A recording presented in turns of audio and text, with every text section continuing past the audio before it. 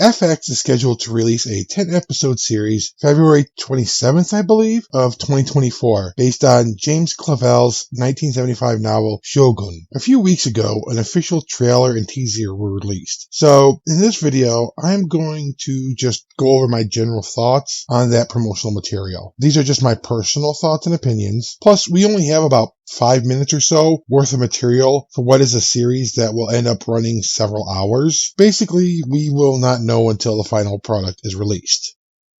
I will not be using the full trailer in this video, but the trailer and teaser will be linked in the description. Also linked in the description will be videos by Metatron, the Shogunate, Bushido Blues, and Japan at War. While I have not watched them in order to avoid influence, I do feel confident suggesting that you take a look at them as well if you have not already. They do good work. Visually, I think what is shown in the teaser and trailer is high quality. Now, I'm not a filmmaker, never went to film school, don't know all that much about making and editing, so this is from my untrained eye. Even though things such as certain water scenes, certain backdrops, the castle, the city, and so on are most likely CGI, they do look pretty good and downright amazing to me, some looking better than others in my opinion, but they don't look like horribly distorted out of place.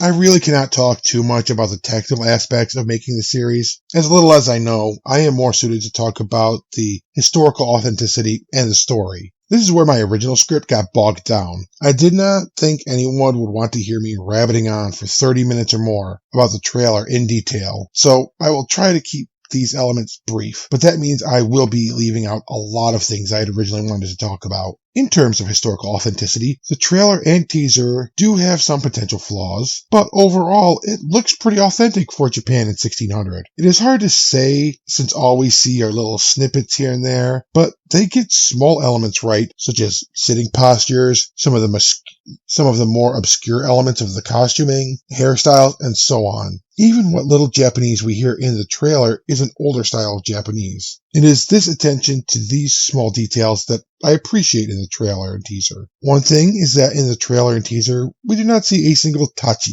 Even when a samurai is in armor on horseback, the only swords we see in these two videos are uchigatana. But then there was this.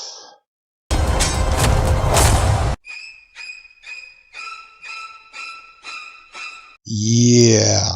Ninja, although not called ninja, were in the source material in the 1980s miniseries, and they are dressed in black like the ahistorical pop culture image. This is probably the most blatant inaccuracy shown in the teaser and trailer, and I will stop there to restrain myself.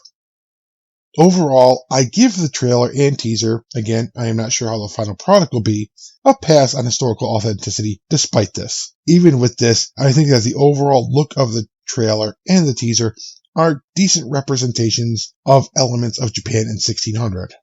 Naturally, we do not get too much of the story in the trailer or the teaser. As someone that knows the story fairly well, most of what is shown in the trailer and teaser I can place within the story of the novel. There might be a couple of scenes in the trailer that are either new or I do not remember or may have their settings changed from what was originally in the novel. There could be many new scenes in the final series.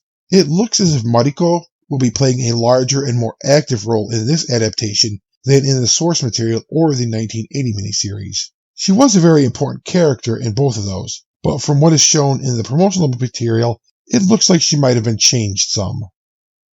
This scene appears to be from the escape from Osaka Castle, in which Mariko and Blackthorn did play a vital role. However, she was not wielding a naginata and forcing guards to back off while arrows were shot at her feet. I'm not sure where else this key scene could fit in, so I think it is the Osaka scene. This could also be a completely new scene, or it could be a one-off kind of thing, but it could also be that Mariko will have a more active role in the story. And for those among you who find the idea of a romance element to be either superfluous or even annoying, well, that was an important part of the source material eventually, probably even more so in the 1980 miniseries, and it appears that it is going to at least exist in this adaptation. How prominent it will be, though, is another thing that we will have to wait for the final product. I have only really glossed over things here. I started and stopped, deleted, rewrote numerous scripts that were dissections of the trailer and the teaser, but I figured no one would want to hear me going on and on, like I said, for probably 30 minutes or more, stopping every few seconds, talking about all the details. Unless I'm wrong. Maybe there are some people who would actually want to see something like that. I find it unlikely. My opinion about this series at this point is that it looks like there is a lot of potential to it.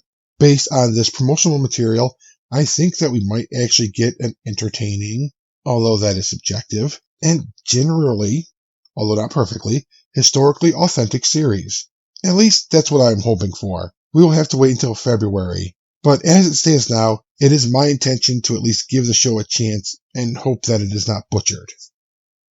Thank you for watching this video. If you liked it, please consider leaving a like and subscribing. And a special thank you to my Patreon members, Coulter, Nebel, and Bouchot. There will be links in the description if you happen to be interested. Social media will also be linked there. Have a wonderful day or night wherever you are, and I hope you will come back for the next video.